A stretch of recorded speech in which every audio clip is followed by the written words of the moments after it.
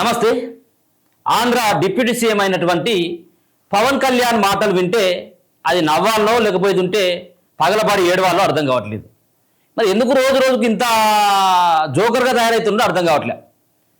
అయితే ఆయన నిన్న కొన్ని కామెంట్లు చేసిండు. సో జోకర్ అంటే మరి మీకు ఏమైనా కోపం వస్తే రావచ్చేమో, కానీ ఆయన నటుడే కాదనట్లే, కానీ మరీ ఇంత నటుడు అని చెప్పేసి నేను నిన్న ఆయన స్పీచ్ విన్న తర్వాత కొంత అర్థమైపోయింది. అది ఏంటంటే రీల్స్లలో చాలా చేస్తారు కదా, యాక్టింగ్ చాలా చేస్తూ ఉంటారు. ఏ పాత్ర అయినా కానీ ఇస్తే ఆ పాత్రలో నిమగ్నం అయిపోయి చేయాలి. నిన్నటి పాత్రలో చాలా అభినయంగా అసలు కొట్టొచ్చినట్టుగా కనబడ్డది. యాక్టర్ అంటే ఇట్లా ఉండాలని. కానీ ఆయన యాక్టర్ అన్నటువంటి విషయం మర్చిపోవాలి. ఆయన డిప్యూటీ సీఎం. నిన్న కొన్ని మాటలు మాట్లాడి ఢిల్లీ ఏదైతే నిన్న మోదీ గారు అక్కడికి ఏదైతే భోగాపురం ఎయిర్పోర్ట్ ప్రారంభోత్సవంలో భాగంగా నిన్న మోదీ గారు ఆంధ్రాకు వస్తే ఒక రెండు విషయాలను మాట్లాడడం జరిగింది.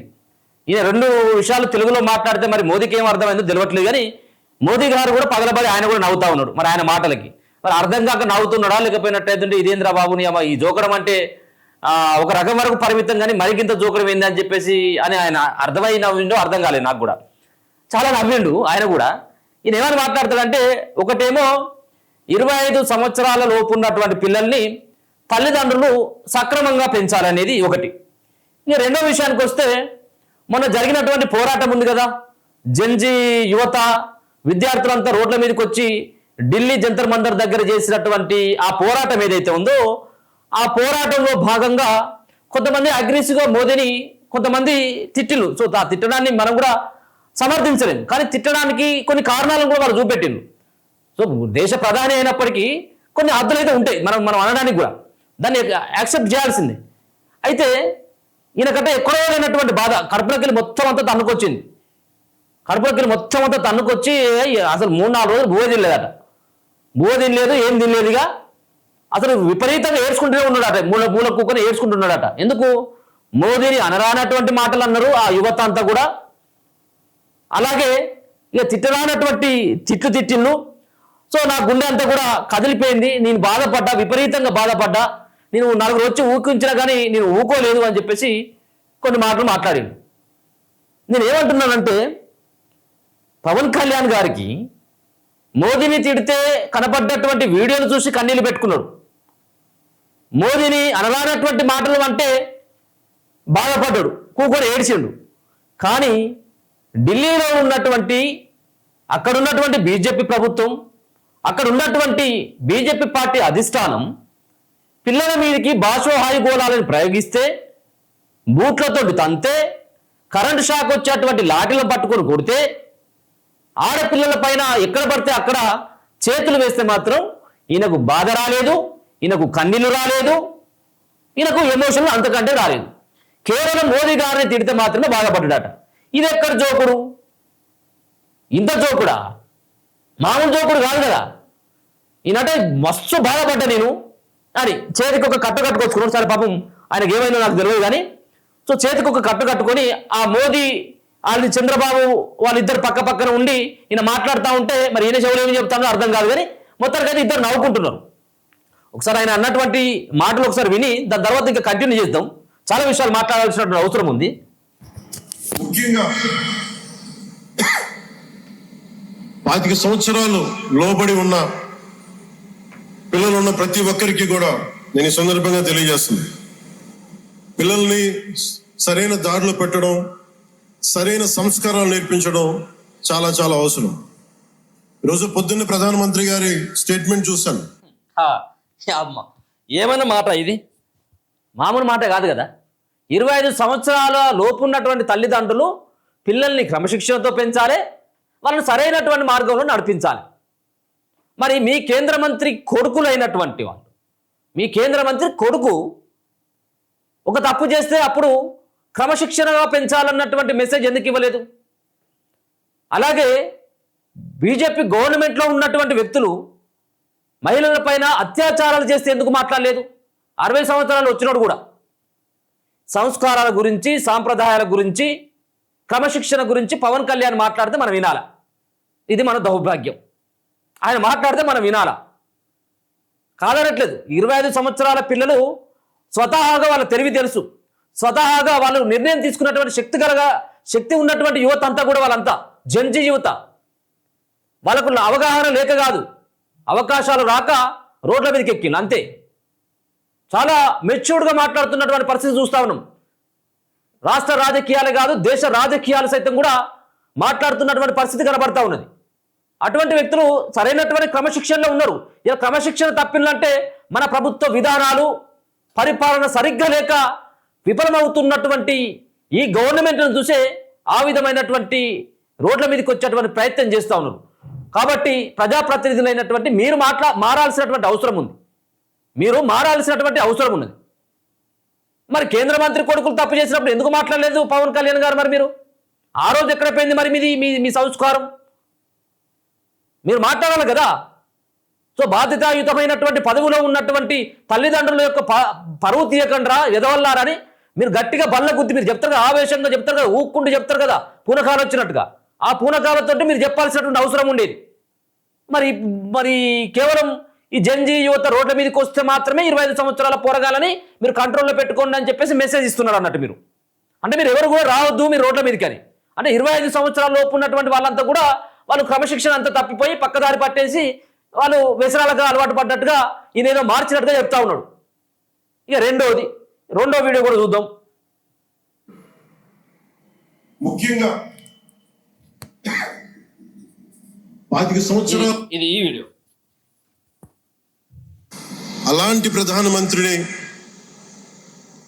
చాలా మంది ఆయన మీద మాట్లాడుతూ ఉంటే, ఆయన్ని అనకూడని మాట్లాడుతూ ఉంటే నా గుండె కదిలించేసింది, నా కన్నీళ్ళు వచ్చినాయి, బాధ వచ్చింది. దేశం కోసం కష్టపడే వారికి దేశం కోసం కష్టపడతా ఉన్నాడు మోదీ. ఒక్కరోజు కూడా సెలవు తీసుకోకుండా దేశం కోసం, దేశ బాగు కోసం పనిచేస్తున్నాడు. ఓకే, హ్యాట్సాప్ మోదీ గారు, హ్యాట్సాప్. కాదనట్లేం, ఓకే, కష్టపడుతున్నావు. మరి ఇదేంటిది? ఇది వాళ్ళు పిల్లలు అడిగినటువంటి డిమాండ్ ఏంటిది? రోడ్డు మీదకి రావడానికి కారణం ఏంటిది? ఆ రోజు పవన్ కళ్యాణ్ గారికి కన్నీళ్ళు రాలేదు. 23 లక్షల మంది నీట్ ఎగ్జామ్ రాసి దాంట్లో 20కి పైన ఈ యొక్క నీట్ పేపర్ లీకేజ్ వల్ల మనస్తాపం చెంది 23 మంది చచ్చిపోయారు. 23 మంది చచ్చిపోతే ఏ రోజు కన్నీళ్లు గార్చలేదు పవన్ కళ్యాణ్. ఏ రోజు పేపర్ స్టేట్మెంట్ లేదు, ఏ రోజు కూడా మాట్లాడలేదు. మొత్తం నోరంతా కూడా మూగపోయింది. కళ్ళు కనపడలేదు, చెవులు వినపడలేదు. ఆర్తనాదాలు పెట్టి 6 రోజుల పాటు ఢిల్లీ నడి వీధుల్లో పిల్లలంతా కూడా ఎవరైనా స్పాన్సర్ చేసేటువంటి భోజనం చేసుకుంటూ, స్నానాలు లేక, తిండి సరిగ్గా లేక, రాత్రి పగలన్నటువంటి తేడా లేకుండా, ఎండా వర్షం అన్నటువంటి తేడా లేకుండా రోడ్డు మీద పడుకొని దోమలు కొడుతున్నా కానీ భరించి శాంతియుతంగా నిరసన చేస్తుంటే ఆ రోజు పవన్ కళ్యాణ్కి ఏం మాట్లాడాలో అర్థం కాలేదు, ఏం కనిపించలేదు, అసలు దాని గురించి ఆలోచించలేదు. మరి ఏ ఒక్కరోజు ఎందుకు మాట్లాడలేదు? బూటుగాళ్లతో ఏ విధంగా తంతారు, లాఠీలతో ఏ విధంగా కొడతారు, 25 సంవత్సరాలు ఉన్నటువంటి పిల్లల్ని ఆ విధమైనటువంటి ట్రీట్మెంట్ ఏంటి? కేసులు పెట్టి ఎందుకు బొక్కలు వేశారు? మీ నీటి పేపర్ వల్ల 23 మంది చచ్చిపోతే కనీసం ఒక్కరోజు కూడా సంతాపం తెలపలేదు. దాని గురించి నీకు బాధ రాలేదు. సోరం వాంగ్చుంగ్ చేసేటువంటి దీక్ష 20 రోజుల పాటు చేసిండు. ఈ 20 రోజుల పాటు చేస్తే అసలు సస్తలో బతుకుడితో తెలియదు. ఆ వాంగ్చుంగ్ చావుకు దగ్గర అవుతున్నా కానీ పవన్ కళ్యాణ్కి కన్నీళ్ళు రాలేదు. ఏ ఒక్కరోజు స్టేట్మెంట్ లేదు. మరి ఇదేం దౌర్భాగ్యం? కావాల్సింది దీంట్లో కదా, నీకు బాధ కలగాల్సింది దీంట్లో కదా. పిల్లలంతా కూడా రోడ్డు మీద పడుకొని వాళ్ళు దీక్ష చేస్తూ ఉంటే, వాళ్ళు నిరసన చేస్తూ ఉంటే కలగాల్సింది బాధ ఇక్కడ కదా. మోదీని తిట్టినటువంటి దాంట్లో ఓకే, నీకు బాధ ఉంది, నువ్వు ఆ ప్రభుత్వంలో ఒక భాగస్వామిగా ఉన్నావు, ఆ ప్రభుత్వంతో మూలకథ అయిపోయినావు, సెంట్రల్ గవర్నమెంట్ తోటి నీకు ఆటోమేటిక్గా ఆ ప్రభుత్వంతో ములాఖాత్ అయిపోయినావు, ఆ ప్రభుత్వంలో భాగస్వామిగా ఉన్నావు కాబట్టి కన్నీళ్ళు వస్తున్నాయి. మరి నీకు యావత్ జంజీ యువత అడుగుతా ఉన్నారు. గతంలో మీరు మాట్లాడినటువంటి మాటలు, మీరు భగత్ సింగ్ ఆదర్శం, నాకు వీళ్ళ ఆదర్శం, నక్సల్స్ ఆదర్శం అని చెప్పేసి అన్నటువంటి మీరు ఇలా ఈ భజన బ్యాచ్లో మీరు ఒక సభ్యుడిగా, ఒక ముఖ్య నాయకుడిగా మాట్లాడడం ఇది ఏ విధంగా సమంజసం? మోదీని అన్నటువంటి మాటల్ని ఖచ్చితంగా అందరం ఖండిద్దాం. కానీ వెనకాల జరిగినటువంటిది, ఒకవేళ కనుక ధర్మేంద్ర ప్రధాన్ అదే రోజు కనుక పిల్లలు పెట్టినటువంటి డిమాండ్ కనుక ఒప్పుకొని కేంద్రం ధర్మేంద్ర ప్రధాన్ రాజీనామా చేసినట్టయితే పిల్లలు అక్కడికి వచ్చేటువంటి వాళ్ళు కాదు, ఇన్ని మాటలు అనేటువంటి వాళ్ళు కూడా కాదు కదా. వాళ్ళు వ్యక్తిగతమైనటువంటి స్వలాభం కోసం కోరినటువంటి కోరికలు కావు. నీట్ పేపర్ లీకేజీ వల్ల చనిపోయినటువంటి విద్యార్థులకు న్యాయం జరగాలి, ₹1 పరిహారం ఇవ్వాలని చెప్పేసి మాట్లాడిల్లు. అంతేకాకుండా ధర్మేంద్ర ప్రధాన్ దీనికి బాధ్యత వహించాలి.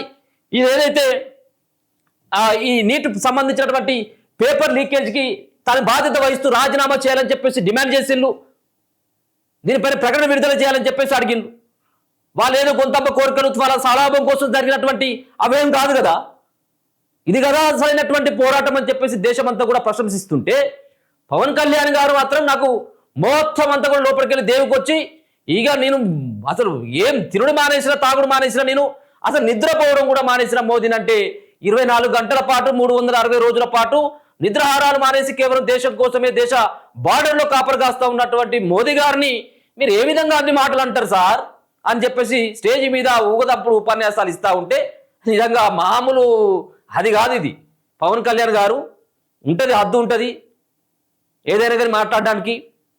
మీరు అన్నటువంటి ఆ మాటలకి ఒక ప్రజాప్రతినిధిగా, ఒక డిప్యూటీ సీఎంగా, ఒక మనిషిగా మనం ఆలోచించాల్సిన అవసరం ఉంది. వీటన్నిటికంటే ఎక్కువగా అన్ని దెబ్బలు పడి ఫ్యామిలీని వదిలేసి చచ్చిపోయినటువంటి వాళ్ళు లాఠీ దెబ్బలు తిని బూటు కాళ్ళతోటి తొక్కించుకొని అప్పుడు బాధరానటువంటి ఈసారికి ఇప్పుడు అంత బాధ ఎందుకు వచ్చిందో అర్థం కావట్లేదు.